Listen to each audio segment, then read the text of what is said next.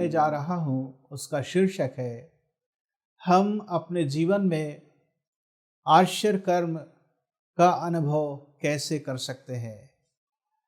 हम अपने जीवन में परमेश्वर के द्वारा किए गए चमत्कार को कैसे प्राप्त कर सकते हैं। प्रियो, आप कह सकते हैं कि चमत्कार इस दुनिया में नहीं होते हैं, लेकिन मैं आपसे कहना चाहता हूं कि चमत्कार तो होते हैं। बड़े बड़े डॉक्टर्स भी कहते हैं मरीजों को या उनके रिश्तेदारों को कि अब दवा से काम नहीं चलेगा, अब दुआ से काम चलेगा। अर्थात लोगों का ऐसा विश्वास है कि अब तो कुछ नहीं हो सकता, अब परमेश्वर ही हस्तक्षेप कर सकता है। और यही तो आज मैं आपको बताना चाहता हूं कि परमेश्वर आश्चर्य कर्म करने वाला परमेश्वर है। प्रभु यीशु आज भी जीवित है और वह आपके जीवन में एक चमत्कार करना चाहते हैं। अय्यूब की पुस्तक उसका 36वां अध्याय उसका 22वां पद, जोब 36 वर्स 22 लिखा कि ईश्वर तो बड़े बड़े चमत्कार करता है। जी हाँ, परमेश्वर के लिए दूरी मायने नहीं रखती, बीमारी कौन से स्टेज में है यह भी मायने नहीं रखती, समस्याएं कितनी बड़ी और कितनी विशाल और कितनी गंभीर है, या मरीज की दशा कितनी क्रिटिकल है, जटिल है, इससे कोई फर्क नहीं पड़ता। बाइबल में लिखा है यिर्मयाह 32 वर्स 27, यिर्मयाह 32 के 27 में, क्या यहोवा परमेश्वर के लिए कोई काम कठिन है? कोई भी काम परमेश्वर के लिए कठिन नहीं है। वह आज भी बड़े बड़े चमत्कार करता है। दूसरा इतिहास उसका 16 अध्याय उसके 9 पद में लिखा है, 2 क्रॉनिकल्स 16 वर्स 9 कि यहोवा परमेश्वर की दृष्टि तो सारी पृथ्वी पर इधर से उधर फिरती रहती है कि जिसका हृदय परमेश्वर की ओर निष्कपट हो, वह उसकी सहायता में अपनी सामर्थ्य को प्रकट करे।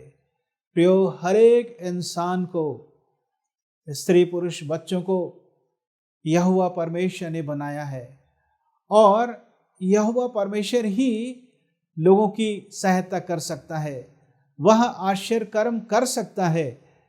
सो मैं आपसे कहना चाहता हूं, सबसे पहली बात, यदि आप आश्चर्य कर्म को प्राप्त करना चाहते हैं, यहोवा परमेश्वर प्रभु यीशु के बारे में जाने। और आपको कहां से जानकारी मिलेगी? पवित्र बाइबल आप किसी से मांगिए, यदि आपके पास है तो आप रोज पढ़िए और उसमें आप देखेंगे, आपको यह पढ़ने मिलेगा कि प्रभु यीशु ने, परमेश्वर ने बड़े बड़े चमत्कार किए, चाहे वो पुराने नियम में हो या नया नियम में हो। और कई बार लोगों के जीवन में आश्चर्य कर्म इसलिए नहीं हो पाता क्योंकि उनके मन के अंदर ढेर सारे नकारात्मक विचार रहते हैं और शैतान का गढ़ रहता है, ऐसा मैं कह सकता हूं।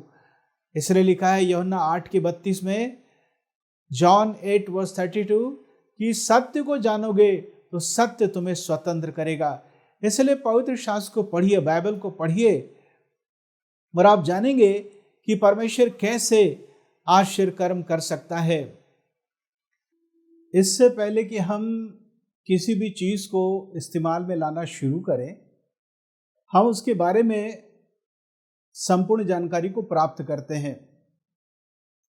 यदि हमें जानकारी नहीं है तो हम कभी भी उसका उपयोग नहीं कर पाएंगे।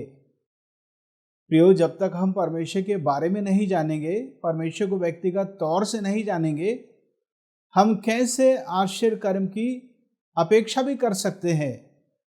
परमेश्वर का स्वाभाविक गुण है चमत्कार करना, आश्चर्य कर्म करना। वैसे आश्चर्य कर्म क्या है? आप क्या परिभाषा देंगे आश्चर्य कर्म की? वह काम जो विज्ञान से परे है, वह काम जो कोई भी मनुष्य कभी भी नहीं कर सकता, वह आश्चर्य कर्म है। हालांकि लोग दवाइयों से भी ठीक होते हैं, पर उसमें समय लगता है। लेकिन जब परमेश्वर चंगाई देता है, आश्चर्य कर्म करता है, तो उतना समय नहीं लगता। कई बार तो तुरंत तुरंत चंगाइयां मिल जाती हैं। कई बार एक व्यक्ति धीरे धीरे स्वस्थ होता है और दवाई की जरूरत भी नहीं पड़ती। मेरे कहने का यह मतलब नहीं कि आप दवाइयां न लें, दवाई आप ले सकते हैं, परंतु ये आपके विश्वास पर निर्भर करता है। मैं ऐसे बहुत सारे लोगों को जानता हूँ जिन्होंने दवाई लिया, लेते ही रहे, परंतु कभी ठीक नहीं हो पाए। अंत में वो परमेश्वर के पास आए, प्रार्थना किए और चंगाई को प्राप्त किए। इस बीच उन्होंने दवाई खाना बंद कर दिया था, दवाइयों को फेंक दिया था तंग आकर।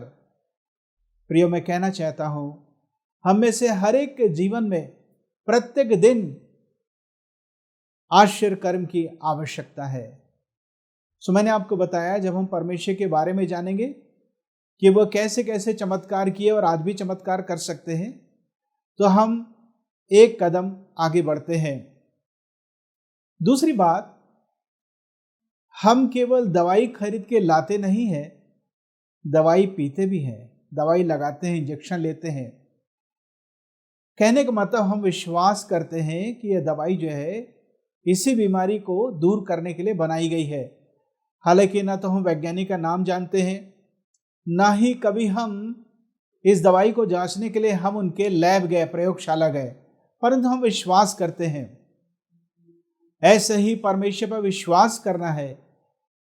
इब्रानी 11:6 में लिखा है, हिब्रूस 11:6, कि बगैर विश्वास के परमेश्वर को प्रसन्न करना अनहोना है, और जो परमेश्वर की खोज करता है उसे यह विश्वास करना है कि वह है और वह अपने खोजने वाले को प्रतिफल देता है। अर्थात पहले विश्वास, बाद में चमत्कार। ऐसा नहीं कि यदि चमत्कार हो जाएगा जीवन में तब हम विश्वास करेंगे। बाइबल का सिद्धांत है, पहले विश्वास करना है, फिर चमत्कार को प्राप्त करना है। मत्ती 13:58 में लिखा है, मैथ्यू 13:58, कि प्रभु यीशु मसीह उस जगह कोई भी आश्चर्य कम नहीं कर सके, क्योंकि लोग संदेह तथा अविश्वास से भरे हुए थे। अविश्वास नहीं करना है, विश्वास करने की आवश्यकता है। एक और बात मैं बताना चाहता हूं कि हम चमत्कार को कैसे प्राप्त कर सकते हैं। तीसरी बात मैं कह सकता हूं, परमेश्वर को पुकारने की आवश्यकता है, परमेश्वर से प्रार्थना करने की आवश्यकता है। जब यरीहो में प्रभु यीशु मसीह उस नगर से होकर जा रहे थे, मरकुस 10:50 पद से आगे, मार्क 10:50 ऑनवर्ड्स, लिखा है कि एक अंधा व्यक्ति यीशु को पुकार रहा था और उसकी प्रार्थना सुनकर यीशु रुक गए और अपने चेलों से कहा कि उसे यहाँ लेकर आओ। जब उसे लाया गया, यीशु ने पूछा, तू क्या चाहता है कि मैं तेरे लिए करूं? प्रियो, वो अंधा व्यक्ति भिखारी था, बेगर था, उसे सब कुछ चाहिए था, पर यीशु ये पूछना चाहते थे, स्पष्ट रूप से तू बता कि तू चाहता क्या है।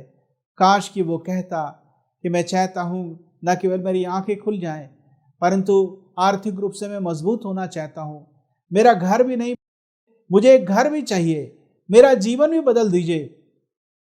ढेर सारी आवश्यकताओं को वो रख सकता था, परमेश्वर सब कुछ उसे देते। जब इतनी बड़ी पृथ्वी इंसान को दे सकते हैं प्रियो, तो परमेश्वर क्या कुछ आपको नहीं दे सकते। हालेलुया। सो उस व्यक्ति ने पुकारा, प्रार्थना किया, तब तो चमत्कार को प्राप्त किया। मत्ती 8:1 से आगे लिखा हुआ है, एक कोढ़ी यीशु के पास आकर घुटने टेक कर कहा, हे गुरु, हे रब्बी, यदि तू चाहे तो मुझे शुद्ध कर सकता है। अर्थात वो कह रहा था कि मैं जानता तो हूं कि आप मुझे चंगाई दे सकते हैं, चमत्कार कर सकते हैं, परंतु मैं आपको फोर्स नहीं करता, कोई जोर जबरदस्ती वाली बात नहीं है, बस आपकी मर्जी है। यीशु ने तरस खाया, पास आकर छूकर कहा, मैं चाहता हूं कि तू ठीक हो जा। और उसी समय उसका कोढ़ जो था वो ठीक हो गया। एक चमत्कार हुआ। कब? जब वो कोढ़ी प्रार्थना करने लगा। दूसरा राजा उसका 20वां अध्याय 12 से आगे, 2 किंग्स 20:12-18, राजा हिजकिय्याह बीमार पड़ गया और मरने ही पर था। यशायाह नबी ने कह भी दिया था परमेश्वर से संदेश को प्राप्त करके कि तू नहीं बचेगा, लेकिन प्रार्थना करने लगा हिजकिय्याह राजा आंसुओं के साथ, परमेश्वर ने यशायाह नबी को फिर से वापस भेजा और कहा, जाकर मेरे दास से कहे कि मैंने तेरे आंसुओं को देखा है और मैं एक चमत्कार करूंगा, 15 वर्ष तेरे जीवन में जोड़ दूंगा। प्रियो, मैं कहना चाहता हूं, ये सारे लोग प्रार्थना किए तब चमत्कार हुआ। यह ना कहें कि मुझे प्रार्थना करना नहीं आता। जैसे आप मित्र को सब कुछ बताते हैं, जैसे आप डॉक्टर को सब कुछ बताते हैं, वैसे ही परमेश्वर को सब कुछ बता दीजिए। प्रार्थना करने के लिए कोई जरूरी नहीं कि आप यीशु की फोटो के सामने खड़े हो जाएं।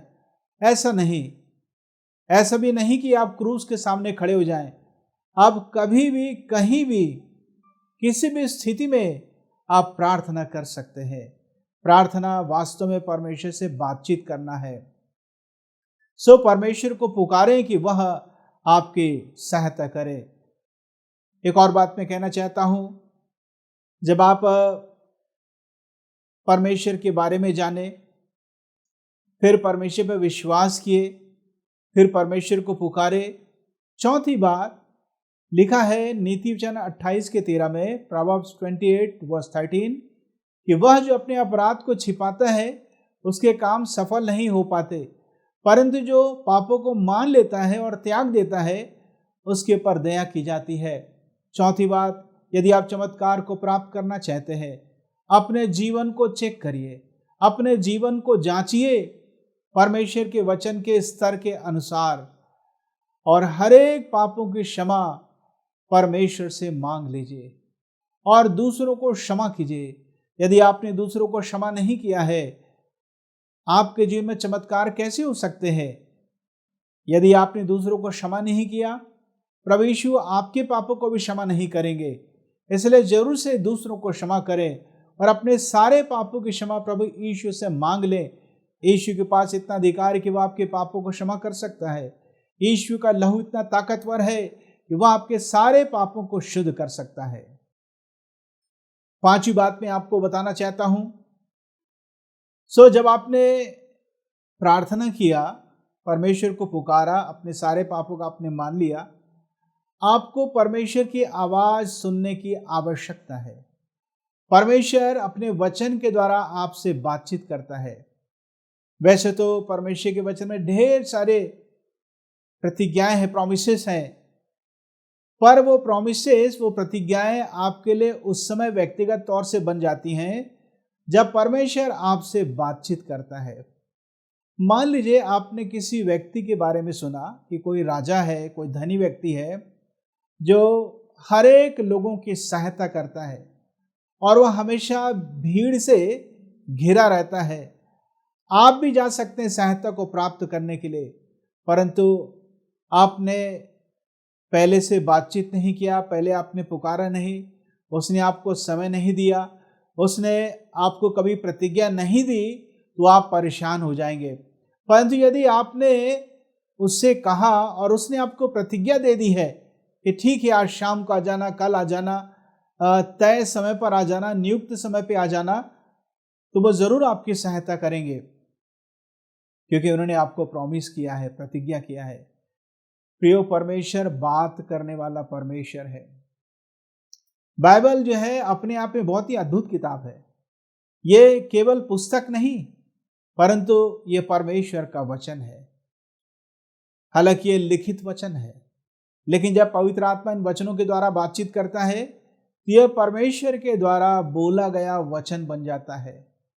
लिखा है, सो विश्वास सुनने से और सुनना मसीह के वचन से होता है। रोमियो 10:17 में ऐसा लिखा है, सो विश्वास सुनने से और सुनना मसीह के वचन से होता है। वचन शब्द को लिखने के लिए दो अलग अलग प्रकार के शब्द यूनानी भाषा में आते हैं। एक है लोगोस।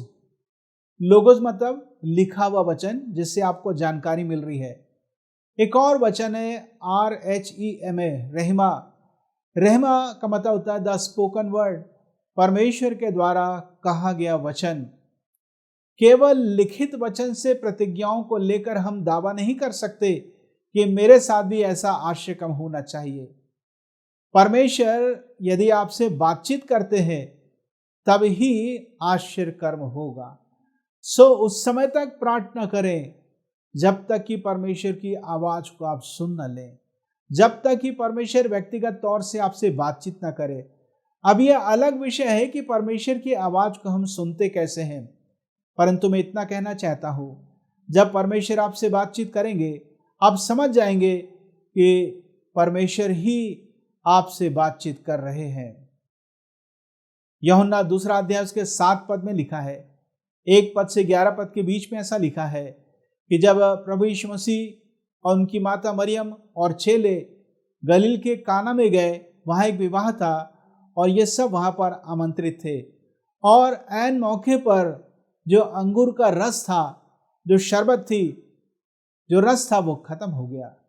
और मरियम को मालूम था कि प्रभु यीशु साधारण इंसान नहीं, ये परमेश्वर है और मनुष्य रूप में संसार में जन्म लेकर आए हैं। सो यीशु के पास जाकर वो कहती हैं कि उनके पास दाखरस नहीं रहा, और वो लोगों के पास आकर कहती है, जो अधिकारी थे, सेवक थे, जैसा यीशु कहेगा वैसा ही करना। और यीशु ने कहा, इन मटकों को पानी से मुंह भर दो। 6 मटके थे। प्रियो, मैं कहना चाहता हूं, यीशु की आवाज उन्होंने सुना। मैं आपसे कहना चाहता हूं, परमेश्वर की आवाज सुनने की आवश्यकता है। परमेश्वर आपसे बातचीत करेंगे और वही आपके आश्चर्य क्रम का आधार होगा। जब परमेश्वर आपसे बातचीत कर लेते हैं, अब आपको क्या करना चाहिए? इब्रानियों की पत्री 3 अध्याय के पहले पद में लिखा है, Hebrews 3:1, कि प्रभु यीशु प्रेरित है और महायाजक है और हम अंगीकार करते हैं। परंतु अंग्रेजी बाइबल में लिखा है, He is the high priest of our profession और confession। प्रभु यीशु हमारे अंगीकार के महायाजक है। अंगीकार जो शब्द है, उसका मतलब होता है, जैसा आपको बोला जा रहा वैसे ही आप बोलिए, जो आप सुन रहे वैसे ही बोलिए। होमोलिगियो यूनानी शब्द, जैसा आपको बोला जा रहा है आप वैसा ही बोल दीजिए। चूंकि आपने प्रार्थना की है, आपने परमेश्वर की आवाज को सुना है, तो आपको अंगीकार करने की आवश्यकता है। इसलिए लिखा है कि मुंह के जीभ के वश में जीवन भी है और मृत्यु भी है। जैसा आप उपयोग में लाएंगे वैसा इसका परिणाम आप अपने जीवन में देखेंगे। मत्ती 9:21 में लिखा है, मैथ्यू 9:21, एक स्त्री जो 12 वर्ष से बीमार थी, यीशु के विषय में चर्चा सुनकर आई और अपने मन में कहती रही कि मैं यीशु के कपड़ों को छू लूंगी, उसके छोर को छू लूंगी तो मैं ठीक हो जाऊंगी। और वो कहती रही और ठीक हो गई। आप अंगीकार कीजिए। पहला पतरस 2:24 में लिखा है, 1 Peter 2:24, लास्ट लाइन, आखिरी लाइन, यीशु के मार खाए जाने से हम चंगे हो चुके हैं। चंगे हो जाएंगे ऐसा नहीं लिखा है, हो चुके हैं, हो गए हैं। चंगाई तो बहुत पहले ही यीशु ने क्रूस पर आपके मेरे लिए दे दी है। अपनी देह पर हम सबके पापों को उठाकर आप और मेरे लिए श्रापित होकर यीशु क्रूस पे मर के और फिर दोबारा जीवित होकर आपके मेरे लिए एक बड़ी कीमत को चुका चुके हैं, अदा कर चुके हैं। इसलिए चंगाई को ले लीजिए, उस आश्रयकम को ले लीजिए। आपको अंगीकार करना पड़ेगा। प्रियो, जब हम इस संसार में रहते हैं, हम अपने इंद्रियों का सहारा लेते हैं। हम जैसा महसूस करते हैं वैसा बोलते हैं, परंतु विश्वास जो है वो 6वीं इंद्री है। विश्वास जो है वो 6th सेंस है। जहां दिमाग की सीमा समाप्त होती है, वहीं पर विश्वास का क्षेत्र प्रारंभ होता है। हम विश्वास से अंगीकार करते हैं कि यीशु के मार खाए जाने से हम चंगे हो चुके हैं, और जब हम ऐसा बोलते हैं चमत्कार होता है। परमेश्वर के वचनों पर विश्वास करेंगे, चमत्कार जरूर मिलेगा। अब मैं नेक्स्ट कहना चाहता हूं, अब हमें आश्चर्य कर्म के लिए तैयारी करने की आवश्यकता है। मैंने अभी थोड़ी देर पहले बताया, प्रभु यीशु का सबसे पहला आश्चर्य कर्म जो गलील के काना में हुआ, पानी को अंगूर के रस में प्रभु यीशु ने बदल दिया। वो सब अपने आप नहीं हुआ। प्रभु यीशु ने कहा, उन मटकों को मुंह पानी से भर दो, अर्थात इतना पानी से भर दो कि कुछ और चीज उसमें मिलाई ना जा सके। थोड़ा सा भी पानी मिलाएंगे तो वो छलक जाएगा, पानी गिर जाएगा, अर्थात अंगूर का रस उसमें मिलाया नहीं जाएगा। मैं यहां ये बताना चाह रहा हूं कि उनको तैयारी करना पड़ा, आपको भी तैयारी करना पड़ेगा। जिस भी प्रकार का आश्चर्य कर्म है, जैसा परमेश्वर आपको निर्देश देंगे, आज्ञा देंगे, आपको वैसे ही पालन करना है। यदि आप पढ़ेंगे दूसरा राजा 3 अध्याय 16 वचन से आगे, 2 किंग्स 3 चैप्टर वर्सेस 16 ऑनवर्ड, हम देखते हैं कि 3 राजा जंगल में घिर चुके थे। यहूदा का राजा, एदोम का राजा, इज़राइल का राजा, ये सब अपनी सेनाओं को लेकर मोआब देश से लड़ने जा रहे थे, क्योंकि उसने टैक्स देना बंद कर दिया था और ये जंगल में फंस गए। उन्हें पीने का पानी नहीं मिला और तब एलीशा को बुलवाया गया। एलीशा ने कहा, सब तरफ गड्ढा ही गड्ढा खोद लो और उसमें पानी आ जाएगा। उसने ये नहीं कहा कि कुआं खोद लो, गड्ढा खोदो। तो उन्हें गड्ढा खोदना पड़ा। कल्पना कीजिए कि मान लीजिए 10 लाख सेना थे, 10 लाख की सेना थी, परंतु 100 सिपाहियों ने गड्ढा नहीं खोदा तो वहां पानी नहीं आया। यह एक अनुमान था प्रियो, आपको समझाने के लिए। तो मैं आपसे कहना चाहता हूं, आश्चर्य कर्म के साथ आपको तैयारी भी करना पड़ेगा, अर्थात आपको आज्ञाकारी होना पड़ेगा। जैसा परमेश्वर आपसे कहते हैं वैसे ही परमेश्वर का पालन करें। 7वीं बात जो मैं आपको बताना चाहता हूं वो है प्रतीक्षा करना, वेट अपॉन द लॉर्ड। यशायाह 64 अध्याय उसका 4 वचन, आइज़ाया 64 वर्स 4। जब आप परमेश्वर को पुकारते हैं, विश्वास करते हैं, अंगीकार करते हैं, तो अब आपको प्रतीक्षा करने की आवश्यकता है। प्रतीक्षा करने का यह मतलब नहीं कि चमत्कार होता रहेगा, मैं आराम करते रहता, मुझे कुछ करने की जरूरत नहीं। जब यदि कोई रिश्तेदार आपको फोन करके बताते हैं कि हम आपके घर आ रहे हैं, तो आप क्या करते हैं? आप तैयारी करते हैं, उनके लिए खाना बनाते हैं, घर को तैयार करते हैं, साफ सफाई करते हैं और इस तरीके से आप प्रतीक्षा करते हैं। प्रतीक्षा करने का मतलब बड़े विश्वास के साथ प्रतीक्षा करना कि चमत्कार हो चुका है, मेरा चमत्कार रास्ते ही में है, आ ही रहा है और सारी परिस्थितियां बदल रही हैं, ऐसा आपको विश्वास करना है। इस तरीके से आपको प्रतीक्षा करने की आवश्यकता है। 8वीं बात, यदि आपको चमत्कार चाहिए, थिंक पॉजिटिवली, सकारात्मक रूप से सोचें। इफिसियों की पत्री उसका 3 अध्याय उसका 20वां वचन, इफिशियंस 3 वर्स 20। मैं अपने शब्दों में कहना चाहता हूं, जितना ज्यादा आप अच्छा सोचते हैं उससे कहीं ज्यादा बढ़कर परमेश्वर आपकी प्रार्थना का उत्तर देना चाहते हैं। सकारात्मक रूप से सोचें कि परमेश्वर सब कुछ बदलने जा रहा है और एक बहुत बड़ा चमत्कार आपके जीवन में करने जा रहा है। अब आपको क्या करना? प्रत्येक दिन अपने विश्वास का पालन पोषण करना है, विश्वास को फीड करने की आवश्यकता है। जितना ज़्यादा परमेश्वर से प्रार्थना करेंगे, परमेश्वर के वचन को पढ़ेंगे, विश्वास आपका मजबूत होता चला जाएगा। और जब विश्वास मजबूत होता है, निर्बल नहीं होता है, चमत्कार आपके जीवन में होकर ही रहेगा। परमेश्वर का धन्यवाद हो इस संदेश के लिए। इस वचन के द्वारा परमेश्वर आप सबों को बड़ी आशीष दे। आइए हम प्रार्थना करेंगे। पिता परमेश्वर, हम धन्यवाद देते हैं क्योंकि आप चमत्कार करने वाले परमेश्वर हैं। प्रभु यीशु, आपके बारे में लिखा है पवित्र बाइबल में कि आप कल और आज और युगान युग एक से है।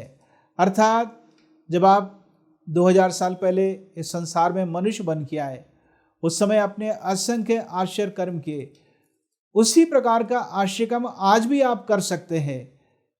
शर्त यही है कि हम आपके पर विश्वास करें, आपको पुकारें और आपको अवसर दें कि आप आश्चर्य कर्म कर सके। तो यदि किसी को आश्चर्य कर्म की आवश्यकता है, स्पर्श करिए मेरे स्वामी, स्पर्श करिए सारे लोगों को, चमत्कार उनके जीवन में होने पाए, आपकी आवाज को सुन सकें, प्रतीक्षा कर सकें। और धन्यवाद कि ऐसा ही होने जा रहा है।